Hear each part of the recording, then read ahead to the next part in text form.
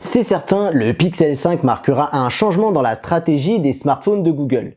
Fini une course perdue d'avance avec les produits premium de chez Samsung et Apple, le géant du net s'assagit et se concentre sur des produits plus sobres. Salut tout le monde, je suis Mathieu de Rester Connecté et je vous donne mon sentiment sur le remplacement de mon Pixel 4, le Google Pixel 5.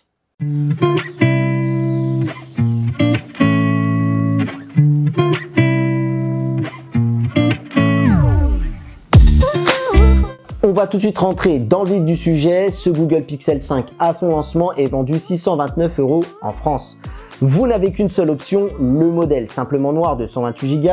Donc désolé les gars pour ceux qui pensaient pouvoir prendre le verre baptisé Surface Sage ou qui attendaient un hypothétique XL, voire même un modèle de 156 Go. Google veut limiter la casse, surtout en France. Dorénavant, sa communication se base sur une expérience utilisateur made in Google plutôt que sur la combinaison hardware plus software comme le font les autres acteurs. J'en conclus que la stratégie de départ des Pixels qui était de faire des appareils premium est un échec. Sans forcément chercher de circonstances atténuantes, à l'heure où le produit smartphone devient un peu moins excitant et cherche même à se réinventer avec des écrans pliables, enroulables, c'est peut-être pas une si mauvaise idée. Je serais curieux d'avoir votre idée sur ma réflexion, donc juste après avoir vérifié que vous êtes bien abonné à la chaîne, dites-moi tout dans l'espace commentaire. Si on revient au Pixel 5 et qu'on parle maintenant de son design, comme chaque année, j'ai envie de dire que Google ne sait toujours pas faire de jolis appareils. De mon point de vue, c'est sans doute le dos le plus austère que j'ai vu sur un appareil à ce prix-là. Si dans le futur, tu veux un aperçu de ce qu'était l'année 2020 dans sa plus grande monotonie, regarde le dos de cet appareil et on a tout résumé. Franchement, avoir dépouillé les équipes d'HTC pour un tel résultat, c'est quand même très affligeant. Le seul grain de folie qu'il y avait dans le design d'un Pixel, c'était son bouton d'alimentation. Et bien même ici, fini la couleur, on a un bouton en aluminium brillant quand tout le reste est mat. Une fois qu'on a dit ça, on peut quand même relever des points intéressants dans cette conception. On a déjà le fait que le téléphone ne prend pas les traces de doigts. C'est agréable, même si au final, une majorité d'entre vous vont l'équiper d'une coque.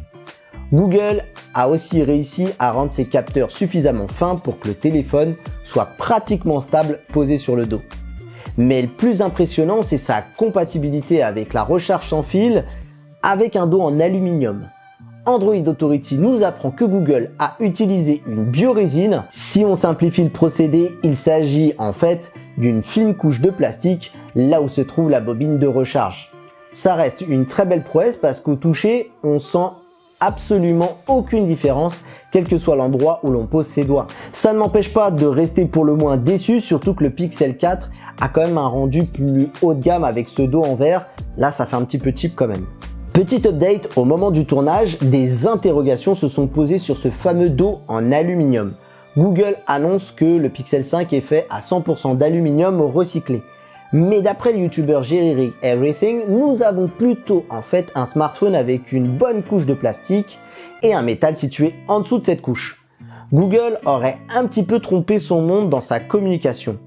Le pire, c'est que pour ma part, je n'ai pas spécialement de problème avec l'utilisation du plastique, c'est plus résistant aux rayures et ça a sans doute permis de faire baisser le prix. Dire que c'était du métal n'aurait pas forcément rendu plus service parce que le smartphone, je le trouve pas vraiment très classe en vrai. Ça fait en plus un bad buzz à gérer pour un design qui n'en valait pas spécialement la peine. Je vous mets la vidéo de Jerry qui vous en dit un petit peu plus sur ce sujet. La face avant, c'est la bonne surprise de ce design. Fini l'encoche disgracieuse du Pixel 3 XL ou la perte d'un écran borderless et symétrique du Pixel 4. Le constructeur rentre dans la norme avec un écran poinçonné bord à bord. Du coup, si dans mes tests précédents, je trouvais mieux les pixels de dos que de face, c'est aujourd'hui l'inverse. On n'a plus qu'à espérer qu'un jour, le design sorte de cette dualité, qu'on ait un beau téléphone afin d'arrêter de jouer avec mes frustrations comme ça. L'un des gros points forts de l'appareil, c'est sans aucun doute sa prise en main. C'est un point que j'avais aimé sur le Pixel 4 et pour le coup, on a un appareil qui est légèrement plus compact, mais qui est surtout beaucoup plus léger. Le retrait du capteur de reconnaissance faciale Soli soulage grandement l'appareil et c'est presque un argument qui me fait dire qu'ils ont bien fait. Le Pixel 5, comme les modèles précédents, c'est un appareil qui est quand même tout en longueur. Du coup, ça reste quand même difficile d'atteindre la partie supérieure, surtout quand on a des petites mains comme moi. Heureusement, je vous rappelle que Google y a pensé, qu'il y a 2 méthodes simples pour accéder au tiroir de notifications sans se faire une crampe. On peut le faire apparaître soit en glissant depuis la moitié de l'écran d'accueil, voilà, on fait un simple glisser et les notifications vont apparaître, ou glisser son doigt de haut en bas sur le lecteur d'empreintes digitales. On va tout de suite d'ailleurs évacuer ce point, le lecteur d'empreintes digitales, il fonctionne très bien comme tous les smartphones dignes de ce nom. Niveau écran, on est sur de l'OLED Full HD+, avec un taux de rafraîchissement à 90 Hz et estampillé HDR10+. Autant vous dire qu'on est sur un affichage d'excellente qualité et d'après GSM Arena, il occupe 86% de la surface avant. Ce qui m'embête, c'est qu'il faille encore forcer le taux de rafraîchissement à 90 Hz. J'aurais aimé qu'il le soit par défaut et désactivable manuellement si on le souhaite. Ce Pixel 5 marque l'arrivée d'un écran vraiment bord à bord et franchement ça fait du bien, surtout pour la consultation de contenu. De plus, la caméra poinçonnée, elle est vraiment bien située. Quand vous passez en mode paysage, il se trouve dans la zone la moins contraignante pour regarder des vidéos. Cette nouvelle approche fait partie des bonnes évolutions par rapport à son prédécesseur. Malheureusement, le prix à payer pour avoir cette face avant s'est fait au détriment de la stéréo. Le Pixel 5 possède bien 2 haut-parleurs, un en haut et un en bas, mais celui d'en haut se retrouve sous l'écran et ça a eu pour conséquence un haut-parleur plus faible car étouffé par la dalle.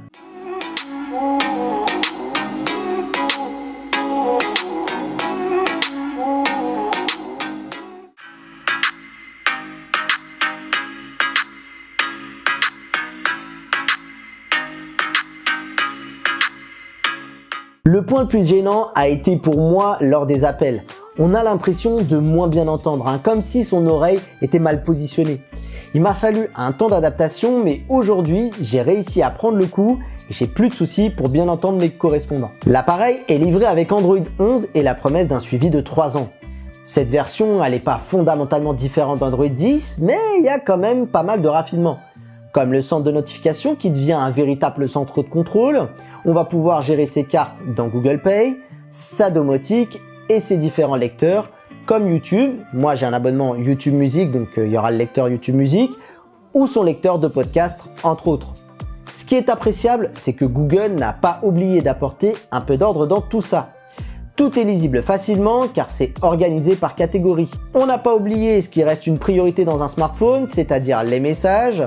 Eh bien, Google a renforcé la visibilité de nos messages en ajoutant un skin à nos contacts prioritaires. Pour aller encore plus loin, il s'inspire même de Facebook Messenger en proposant des pop-up sous forme de bulles.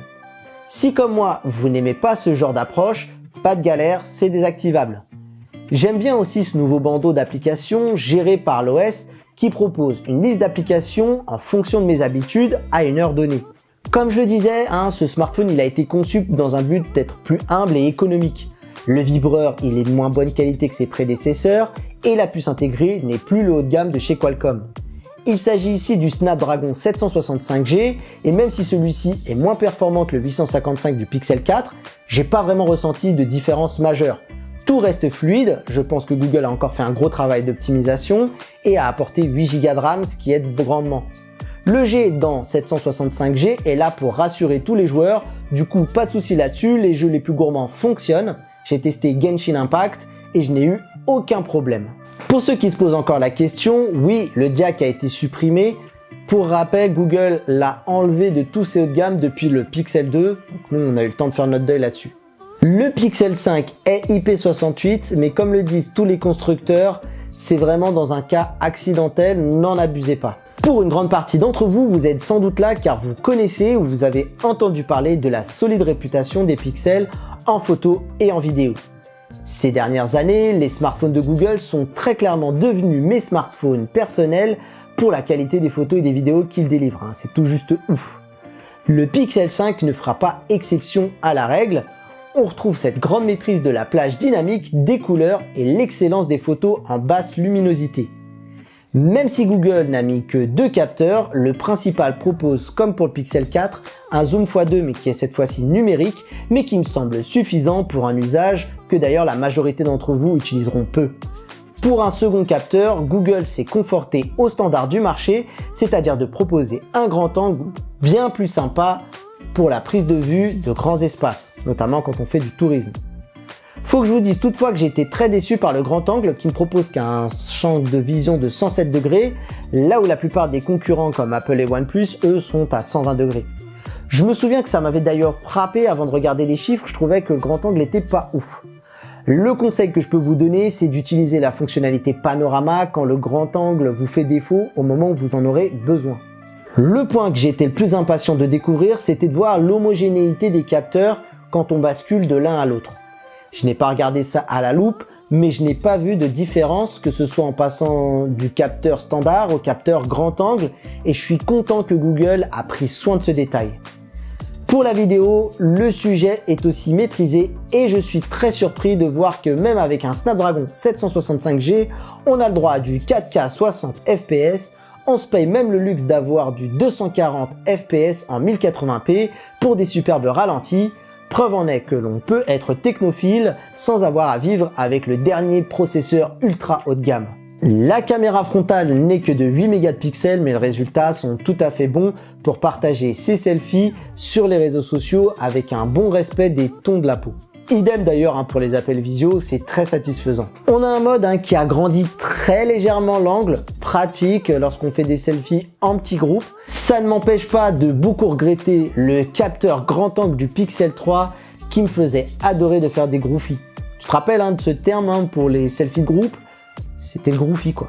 Petit terme marketing parti trop tôt. Pour conclure, je dirais que le Pixel reste sans aucun doute le roi de la photo et très bon en vidéo. Apple a quand même une longueur d'avance sur ce point, mais je vais nuancer parce que cette fois je trouve que l'écart semble moins grand face à la concurrence. Je n'ai pas noté de grandes améliorations et j'ai été un peu déçu du mode portrait. Je trouvais que le Pixel avait un mode qui proposait un meilleur détourage et ne forçait pas trop sur le flou d'arrière-plan. Maintenant, il met tout à fond et je dois repasser derrière pour l'atténuer afin de le rendre un peu moins artificiel. Plus grave, il me paraît quand même un petit peu moins précis que mes anciennes impressions, donc quand même prenez ça en compte si vous êtes un fan du mode portrait. S'il y a bien un point où je n'aurais pas attendu le Pixel après le design, c'est l'autonomie. Comme je vous l'ai dit, les Pixels sont mes smartphones personnels depuis le 3 et j'avais appris à faire avec une batterie faiblarde. J'ai quand même la chance d'avoir un taf qui ne m'éloigne pas trop d'une prise ou d'un port USB et comme je me déplace principalement en voiture, l'allume-cigare a pour moi comme seul objectif de recharger mon mobile. Eh bien, je peux vous dire que ce Pixel 5, c'est une vraie surprise. J'ai pu l'utiliser avant le second confinement et sur une grosse journée comme le tournage qu'on a fait pour Renault, où je vous invite vraiment à aller regarder cette vidéo, s'il vous plaît, ça nous ferait plaisir. Franchement, vous pouvez vous attendre à passer une journée sereinement, même avec une grosse utilisation. Faut dire que la marque a enfin décidé de passer la barre des 4000 mAh. On peut donc s'attendre à 1 jour et demi pour une bonne utilisation, voire 2 jours pour les plus économes d'entre vous. La veille sur ce smartphone d'ailleurs, elle n'utilise quasiment rien quand le téléphone n'est pas sollicité. Bref, Google, tu mérites mon chapeau là-dessus. J'en avais même oublié que le téléphone est bien sûr compatible avec une charge rapide, mais je suis tellement content de l'autonomie que j'ai même plus peur de m'enfuir d'une prise de courant toute une journée. Donc, en tant qu'utilisateur, Google, merci. Si maintenant on devait résumer mon sentiment sur cette marque et cette gamme que j'affectionne, je dirais que malgré que je ne sois pas toujours satisfait de tout ce que propose Google, il y a même des trucs qui m'énervent quand on passe d'un modèle à un autre. Parfois on fait un pas en avant sur certains critères et d'autres on fait 2 pas en arrière. Mais globalement, la copie elle est quand même plutôt positive dans son ensemble. Le Pixel 5 offre un écran qui n'est plus défiguré par rapport aux standards du marché, il reste puissant malgré que nous n'ayons pas le dernier socle haut de gamme et il obtient une autonomie de compétition.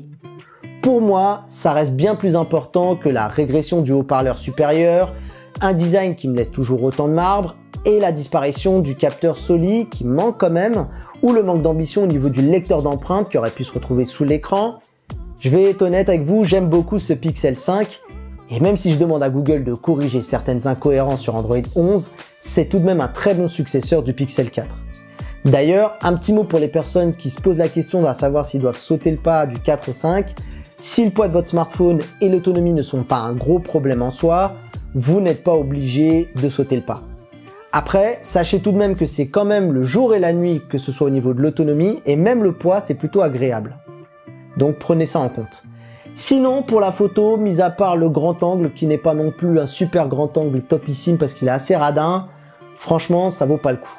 D'ailleurs, je me pose des questions. On sent que depuis le 3, mis à part l'arrivée de l'astrophotographie, même si on est encore sur les meilleurs photophones de l'année, les pixels ne creusent plus vraiment l'écart avec la concurrence. J'espère que les prédictions autour des départs de Mario Queiroz et Marc Levoy, les Monsieur Caméra, n'ont pas sonné la fin de la place sur le trône des pixels. L'avenir nous le dira. En attendant, j'ai choisi mon smartphone, ça sera le Pixel 5, à moins qu'un smartphone à écran pliable ou enroulable ne passe par là, et là je pourrais peut-être succomber. Voilà pour ce bilan du Google Pixel 5. Je crois que je ne l'ai pas évoqué en début de vidéo, mais Google m'a fourni cet échantillon. Ça va rester mon smartphone personnel, vous l'aurez compris au vu de la conclusion. Si en tout cas on a pu vous aider à faire votre choix, à prendre ou pas ce téléphone, n'hésitez pas à nous le dire dans les commentaires, à nous récompenser en tout cas, quoi qu'il arrive, par un like dans la vidéo. Si vous n'êtes pas abonné, pourquoi pas à penser à vous abonner, ça nous ferait extrêmement plaisir. C'est la plus belle des récompenses. Si vous êtes abonné, n'hésitez pas à parler de notre chaîne autour de vous pour nous aider à grandir. Si vous avez un petit peu de sous, ça fait beaucoup de si, mais on y arrive, c'est pour notre association que l'on défend, les Lutins du Phénix, qui vient en aide, en tout cas qui vient égayer pendant une journée les enfants hospitalisés, donc on pense à eux. Tout est en bas dans la description. Et si vous vous posez des questions sur, voilà, je me suis trompé encore, sur la borne d'arcade qui est juste là, n'hésitez pas à aller voir notre Instagram pour en apprendre un peu plus. En tout cas, nous, on se dit à très bientôt pour une prochaine vidéo et restez connectés. Bye bye.